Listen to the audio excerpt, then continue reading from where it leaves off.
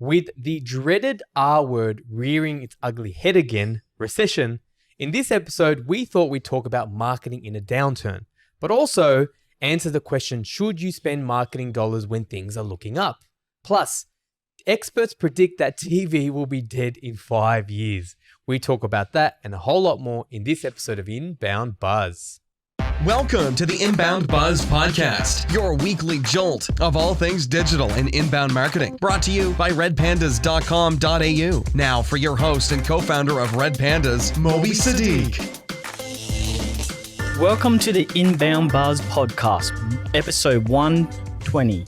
My name is Tony Cow and I'm joined by Moby Sadiq. How are you today, Moby? Good, Tony. Good, Tony. There's a lot of news today, like a lot of Google and YouTube. Something's happening in the water. Things are on overdrive right now. I think they're investing in the recession. Yeah, that's right. That's right. We'll talk about that. All right, kick it off. What do we got for our news buzz today? So our first story, TV will be dead in 5 to 10 years. So this is interesting, Moby, because I don't even have an antenna anymore, for the past decade. Yeah, same. I haven't watched TV for a very long time. I haven't even had a DVD player for the last probably 10, 15 years, if I'm honest. Yeah. But a thing came out by Netflix boss Reed Hastings, and he said that traditional TV will be dead in 5 to 10 years. And they cited Nielsen data to prove that point. So their share of viewing, so Netflix actually, if you compare Netflix with CNBC or NBC and all these big media outlets, and the big ones are American, Netflix is actually number one. Yeah, right. Out of all of them. So in 1 year, they went from 6.6 to 7.7% of US TV viewership. And the data also shows that Netflix dwarfs its next competitor. So its next competitor is CBS, and Netflix had 1.3 trillion hours of viewership compared to only 753 billion hours from CBS. So when we talk about why, right, the fact that Netflix is a lot more consumer-centric, the customer experience is a lot better. It's pretty obvious. Yeah, it's so much easier, isn't it? Just press the button, Netflix is there. I love the theme, music, da-dum. Yeah, 100%. The branding is there. And yeah, sure, people are eroding its market share, but the point is they created the category. So Disney and all these other ones, KO and all these other, they created the category and they've created the competitors as well. So now the thing is, at the same time, people thought that radio was going to die when TV came out. And the benefit that radio has, that TV has, it's still free. But the quality of content, it's all shifted already. That's so true. 5 to 10 years, maybe, who knows? Radio's still kind of kicking along as well. Radio's doing really, really well. But I mean, if you need any more proof, Network 10, Channel 10 in Australia, had a show, a new breakfast show called 10 News First Breakfast that pulled in, Tony, a staggering 44 viewers. Wow. So this show, Inbound Buzz, is more popular than the Channel 10 breakfast TV show. So we're popular than Channel 10? 100%. So if anyone out there, if you're listening and you've got more than 44 viewers on your TikToks or YouTube, you're more popular than an Australian network breakfast show. You know what I mean? It blows my mind. If you needed any more proof. All right, but let's move on. What's the next one?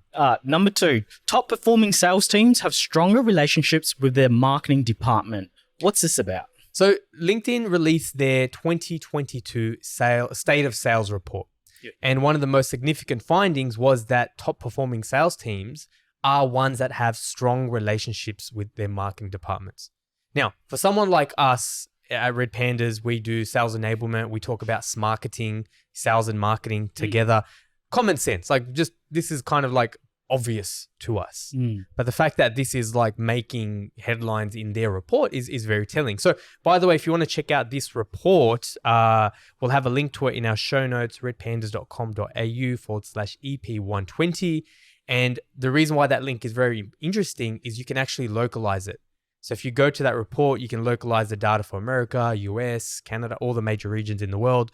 But they talk about more stuff too. So there's things there like top sales performers spend more time in their CRM and to understand the decision-making process and the complexities of the sale than people who don't. And 87% of sales teams of more sizable companies use technology like CRM on a weekly basis. Interesting. So is that like, for my knowledge, is that like general housekeeping on the CRM system? Maybe is that what it means? Yeah, like they're saying just using the system, Okay. putting in your deals, putting in when you spoke to someone. They might have mentioned a pain point that you record, and the high performing sales reps are ones that are actually using the technology and in the software at least once a week. Interesting. So it's kind of obvious, like when you're in the space, but for those people who are dealing with salespeople who are kind of pushing that and like, no, I'm going to use my old school Michael Scott Rolodex, right? Yeah. For those people, it's evidence that no, this is what top performers do. So do what you want to do, but if you're a top performer, you're not doing the old ways. You also mentioned a stat, something about buyers. Yeah. So also that buyers actually want to be challenged. This was a really interesting one. 89%, right? Almost 90% of buyers say they're more likely to consider a brand if the brand challenges their way of thinking, right? If a brand actually says, hey, look, you know what? You've come to us with this problem, but actually what you need is something like this. Okay. Interesting. So, our third story is Google makes it easy to create video ads. So there's a new Google Ads feature to include video ad creations tool and a central location for creative assets. So this is interesting because it's allowing for businesses to create videos, a lot more easier, more simpler. Obviously, the platforms are trying to encourage more people to use video ads. Obviously, they work, they get more attention. There's like in their platform, businesses can create video ads. They can choose 14 different templates. Google states, designed to help your ads stand out and drive results. Spend more time developing your messaging, audience insight and campaign strategy. A lot of businesses find it hard to make videos. So, YouTube's making it easier. But I think it's interesting because they're also allowing for a voiceover feature. And it's weird because people are thinking, oh, why a voiceover? You see like TikTok, they use that voiceover. Well, for the past 12 months, we've been testing like, voiceovers on YouTube and it works. It's just different, like this robotic voiceover seems to work in a lot of pattern interrupts. But the point is, they seem to be following TikTok maybe. I almost don't want to say this because I sound like a broken record. Yeah. I've been saying this for 2 years, right? TikTok is changing the game. Like it's changing the way other networks perform. When you open up Instagram next time, update it. It looks like TikTok now. YouTube Shorts, it looks like TikTok now.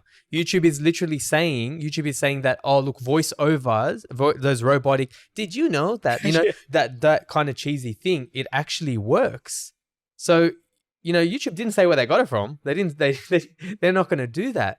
But they're actually adding that into their platform. So it tells us a couple of things. One, that most advertisers, and we know this, most advertisers on YouTube don't do good YouTube ads. Most of them aren't very good, right? So YouTube is helping. So they've got, like you said, 14 templates to choose from, break it down. It's almost like a Canva template. They're breaking it down.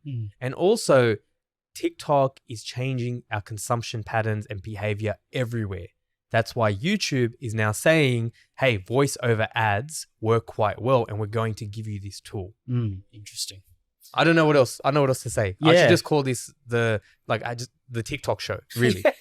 Right? This is the thing. Because you might say your audience will never be on TikTok, and maybe there are cases, right? Not everything works for everyone. Sure, fine. Let me believe that. It doesn't matter. It doesn't matter because your audience is on YouTube. They're on LinkedIn. They're somewhere, right? And TikTok isn't just TikTok. It's changing how we consume behavior. So that's the point I want to make. Interesting point. Our last story, YouTube announced Shopify integration. So this is interesting for the Shopify community, where Shopify is integrating a YouTube plugin. So you can connect your store and YouTube together. You can do your product listing on YouTube and show your products from your Shopify. That's groundbreaking, honestly. So think about the macro trend that's happened the last 10 months. Or maybe think about the macro trend that's happened in the last 6 months, rather. You've got, last show, we mentioned LinkedIn adding shoppable products. Instagram's been doing it for donkey's years. YouTube, and like we said in the start, there's actually so much YouTube and Google news. We've actually kind of cut it down. We have some stuff for you guys next week. But now YouTube is, like you say, connecting Shopify together. Because they don't want you to click and go away. They want you to buy from within YouTube. So if you have Shopify and YouTube, next thing you do tomorrow, see if you have this release in your country, connect those two together, because YouTube's going to allow people to buy this cup and buy it from within YouTube, transact, use their credit card, done, deal. They've even, I think we mentioned this many shows ago, they even like some places, some restaurants in Google Maps, there's a burger joint here that's near us. You can actually order from Google. Yeah, Google Shop. I say Google, YouTube interchangeably because everyone, if you don't know, Google owns YouTube. So you can actually order through Google. You don't have to go to Uber Eats. So Google is also eating Uber's lunch as well. They're eating their lunch. You like that one? Oh, Yeah. You obviously got that. So yeah, that's the thing. So the trend of shoppable, consumable, and it's not just people, you might be thinking a lot of our fans, probably a lot of them, I'd say a majority, are B2B lead generation like we are. It doesn't matter. Like LinkedIn itself is releasing those products. So, but yeah. Fantastic. Awesome. And that wraps it up for our news buzz. Moving on to our next segment, featured buzz, investing in marketing when times are good and times are bad. And this is interesting because I see this discussion happening right now in the community, digital marketing community, marketing, all sorts of communities, with business owners.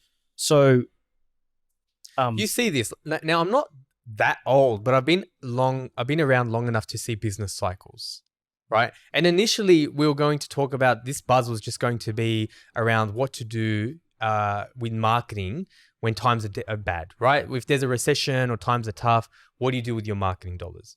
But then I realized that when you look at the last 2 years, we operate in a very mixed speed economy now, right? So for example, when COVID hit, we had our biggest growth. If COVID wasn't around, Red Pandas wouldn't be as, and I feel really guilty saying this, but it's true, Red Pandas wouldn't be as successful as it is now if COVID wasn't around, because it made marketing a pain point. And selling a painkiller is a lot easier than selling a vitamin, always, right? So marketing became a pain point. Oh shit, we got to get onto marketing. We got to have CRM. We got to get onto automation. We've got to advertise because, radio ads, TV ads aren't working anymore. So we actually did really well. Now, the same thing's going to happen now, right? So some businesses aren't going to do so well, some aren't. And I want to talk about both, right? But whether or not you pull back on marketing when times are good or you pull back when times are tough, a lot of it I've noticed stems out of a mentality. If businesses see marketing as a profit center versus a cost center. And marketers too, I speak to hundreds of marketers every year.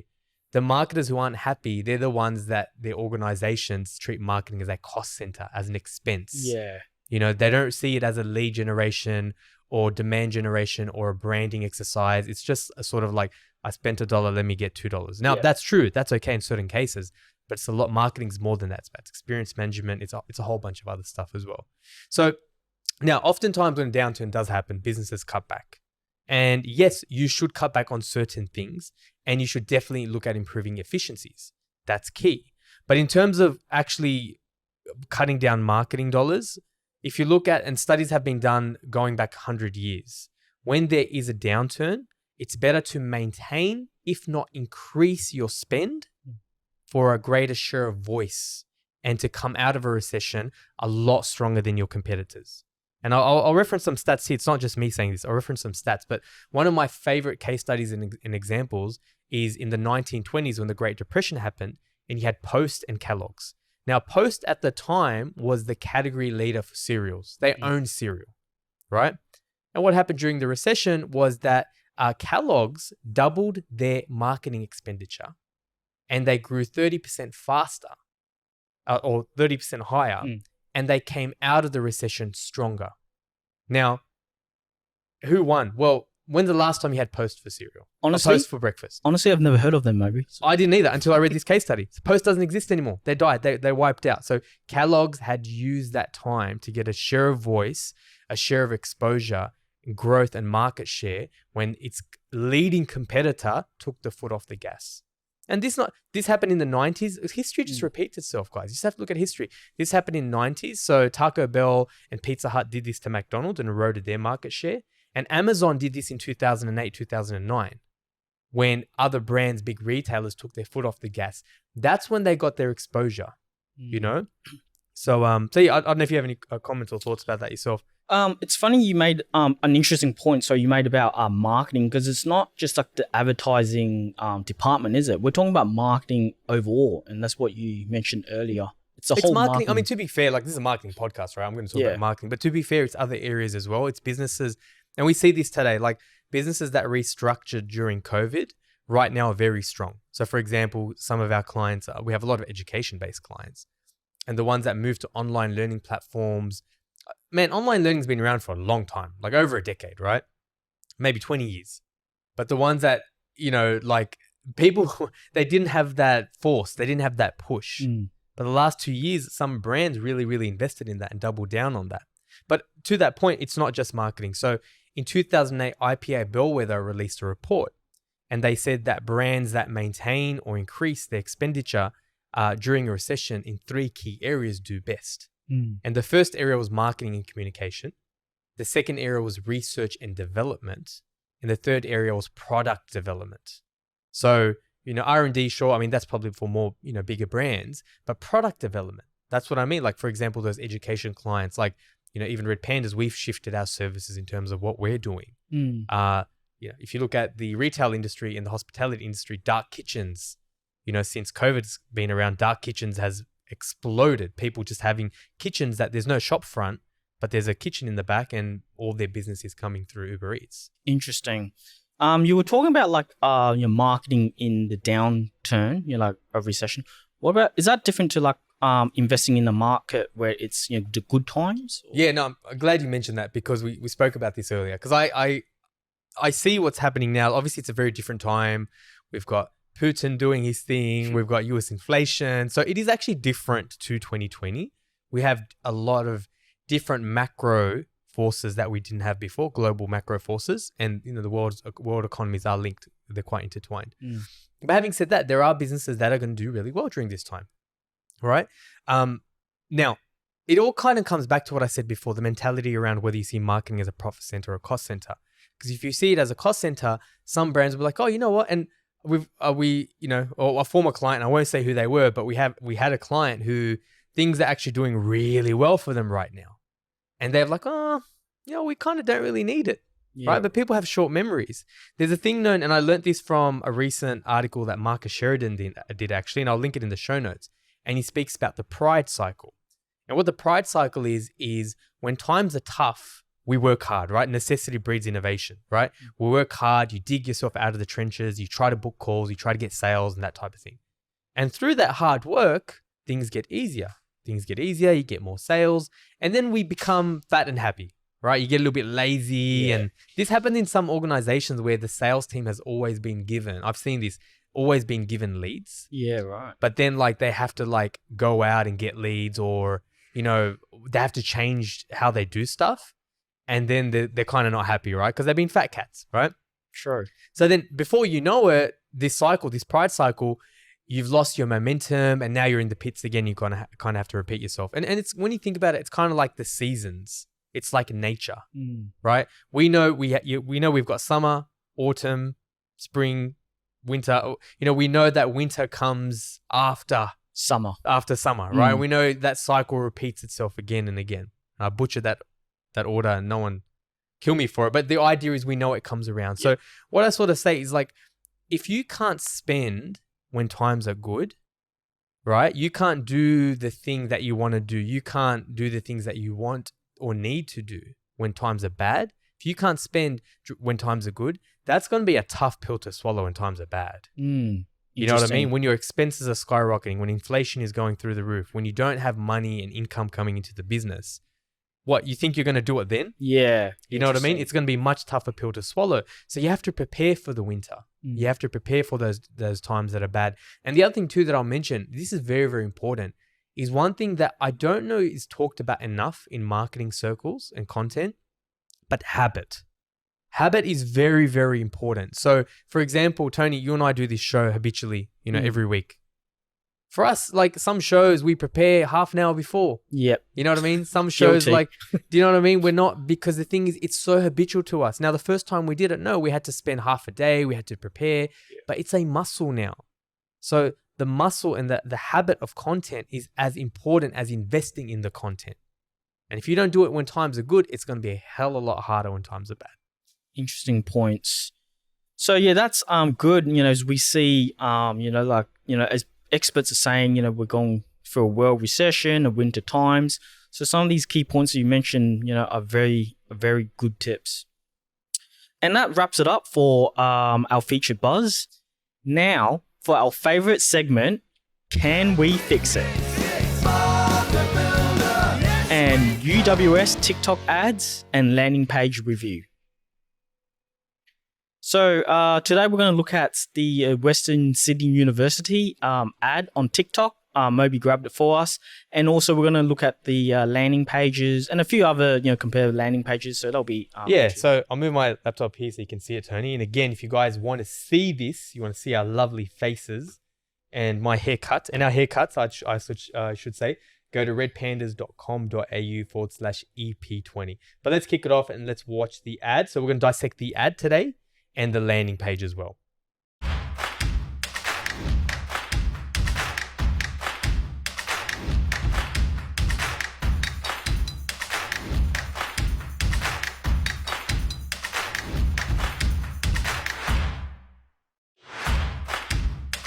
All right, it replays. Okay, so those of you listening in your cars, it is a TikTok ad, and it's a bunch of very diverse people. Yeah. There's an Asian there. There's a Muslim hijabi there, a white woman, white guy. Yeah, it's relatable to me. Relatable. I feel... Okay, cool. Tick the box there. Okay. Very, very nice ad. And then it ends with a lead ad, right? A lead ad and ends with a form afterwards. Your thoughts, Tony? Again, so this is an ad for an open day too. This is a university open day. Get people to the open day. Your thoughts? It's a bit short, typical TikTok ad. I think it's a bit, it's good. Like you said, Moby, I like it. It's relatable. There's different models. It's very fast and there's background music. But I think they could have added a little bit more to it just for my little review. What else is there? Also, like it was just a short TikTok ad. So this is the thing, right?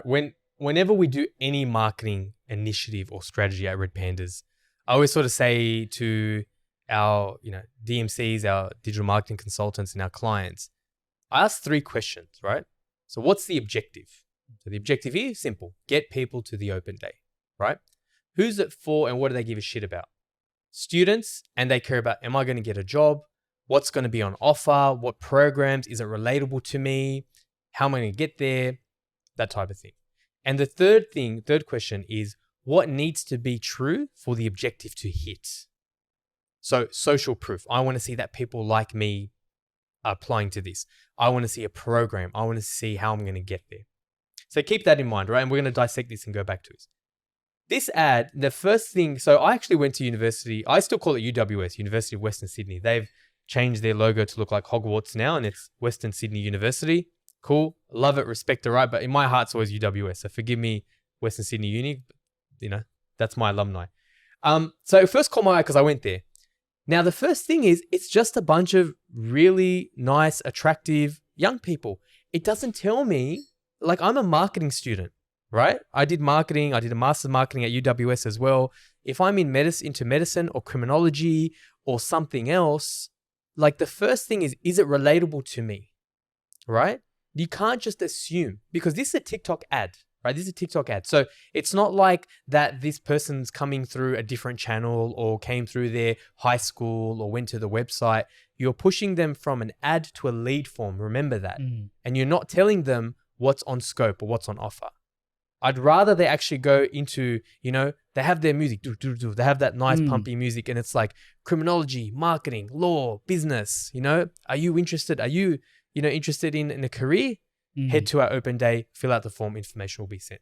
Interesting. So that's that. It's not relatable in terms of the only thing that's relatable is a bunch of young people, but also there's also mature age students as well. So with your targeting, you would target different people, different age groups. And sorry to say, I'm not a young chicken anymore. So I should have got some older people, professional people, or people in professional careers. Instead, I got, people that make me feel old and remind me that I'm older now. So that's that. So let's look at the landing pages, right? Now, what actually happens is when you fill out the form, so this was interesting too. I didn't understand this, why they did this. But when you fill out this form, it actually it has a link and it asks you to go to another page. Now that page is this page we're looking at now. right? That Tony and I are looking at. And up top, it's got open day, it's got the date, it's got the time. Cool. Great. Basics. Then it's got a form on the right-hand side, and it's got win one of 3 1,000 e-gift vouchers. Does that work? Man, this stuff doesn't work. Like when I was younger and they used to give away iPads a lot, right? Okay. It's like, oh, win an iPad. So win one of 3 1,000 e-gift vouchers. There are hundreds, if not thousands of people that rock up to these things. Yeah. You know what I mean? So it's not a hook. That's not... When I went over, what is it for? So what's your objective? Who's it for? And what do they give a shit about? And what needs to be true? It doesn't hit any of that criteria. It's not a strong offer. Unless you did a survey and they said, yeah, I would love to win 1,000 e-gift voucher. So it's not a really strong offer, right? There's a lot of white space here. So big faux pas on the UX section here. A lot of white space, a lot of negative space. You can't even tell there's more on the page.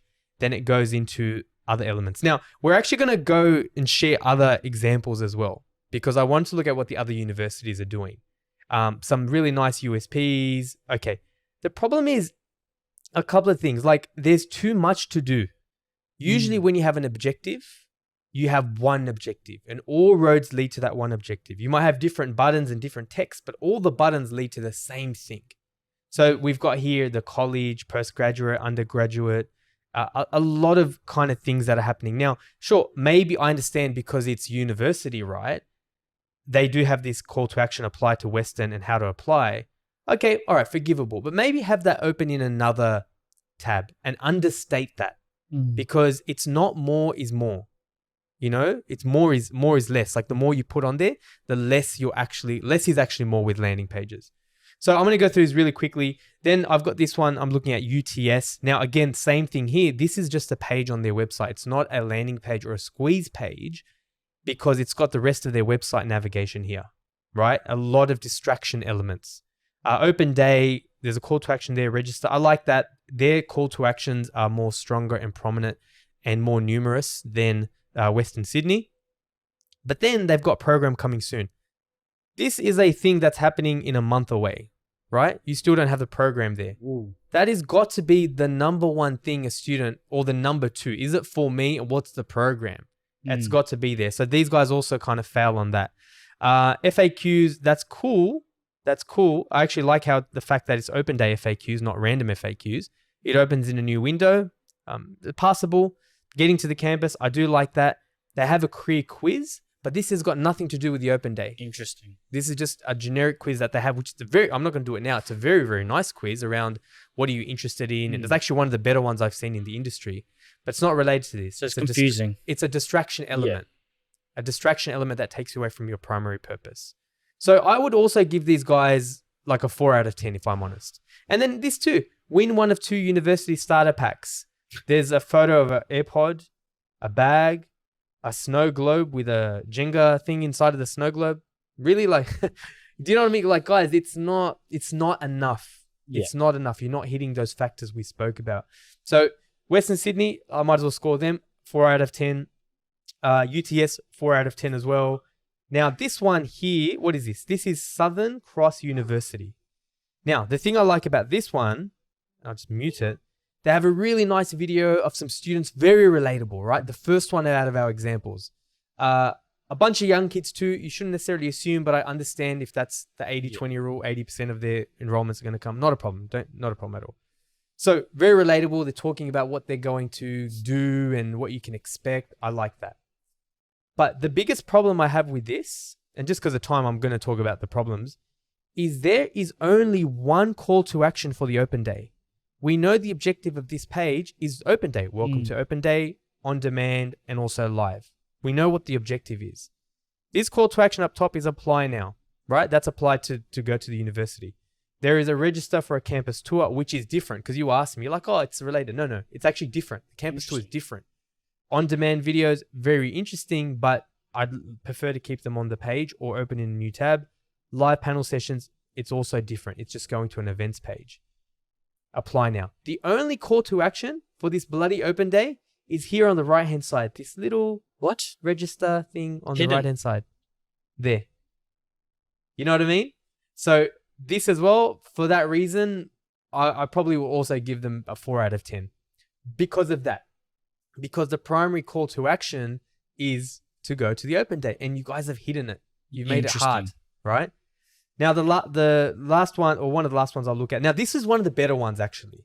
They also have a video. They've got a background video where, again, for our listeners, you see students, like some kids are playing, some kids are asking questions, you know, like it looks fun. There's a DJ. It looks like a lot of fun. It's very immersive, and it gives you an idea what you can expect. All very passively. You don't have to click on anything. I like that, right? Now, they don't have a program, and it's a little bit texy. A lot of text there. Texy is a word I made up, you know. It's not very sexy. It's very texty. But the information is there. There is information there, you know, like open day, scholarships. We talk about accommodation, study options. So there is more information there. Again, win your chance to win. I don't know what happened. Everyone's operating at the same playbook. Just like win something. Yeah. You know what I mean? Like, come on, guys. All right, fine. That's forgivable, right? Acknowledgement of country. Sure, important. Love that stuff. What I really like about this is they say make a weekend out of the open day. Now, Western Wollongong is a city for any international listeners. It's far away from Sydney. It's far. It's a couple of hours to get there. These guys, they're actually saying like, would they recognize that people travel maybe interstate, but they travel far to get there. So like make a weekend out of it. Here's a link to visit Wollongong, right? And I hope it opens up in a new window. It doesn't. So, but that's okay, right? 6 out of 10, because the call to actions are plentiful. There's plenty of call to actions. It's immersive, and there's a little bit of information. 6 out of 10. Still, no one really hits, you know. Now, the only one in my example, and I hate to say this, that actually has the program is University of Sydney. And I say that because when I was younger, my friends who were at University of Sydney and the Western Sydney people, like, it was like a snobby thing. It was like a kind of like a, you guys are Sydney, you guys are the peasants. Like, it was really? Kind of like a division. It was like a playful type of thing, right? So it pains me to say this, but you guys have got it right. Like, but the only thing, the best thing that they do is the program. So when I click on the program, they actually have accommodation tours at 9 o'clock, more accommodation tours, admissions, architecture and design plan, course advice, arts and sciences advice, audition advice. So there is a whole program here, right? Just because they're young, don't think they've got time on their hands. They're going to spend a whole day, open day 9 to 5 or 9 to 3. You know what I mean? Like, give them some information so they can plan their day. But that's the only thing that USyd does well. They have a form which is there, which I kind of like. So I probably would give them 5 out of 10, just because they've got the program and they have the form embedded. So in short, I think like when we kind of go back to, you know, what you've got to do is, again, what's our objective? We want to get people to the open day, right? Understood. Who's the persona? What do they give a shit about? Yeah. Right? Is it relatable to me? Is my qualification or industry I'm interested in, is it going to be there? How do I get there? You know, like, what do they actually care about? And, you know, you should know, because you should have these persona profiles. And thirdly, what needs to be true for this to happen? We spoke about that before. Interesting. So no one really smashes it, but there's bits and bobs that I think would actually, you know, do a really good job. Interesting. Cool. That's a good review, Mopes. Thanks for that. And that wraps it up for this week's episode 120 Inbound Buzz podcast. My name is Tony Cow. See you next week. Thanks, guys. I know it was a longer one today, but I appreciate it. We'll see you again for another episode of Inbound Buzz. Thanks for listening to Inbound Buzz. Learn anything? Return the favor by spreading the word. Want to make your mark in digital? Need help with your digital strategy, inbound, and marketing automation efforts? Then visit redpandas.com.au and be sure to tune in next time for another Inbound Buzz hit.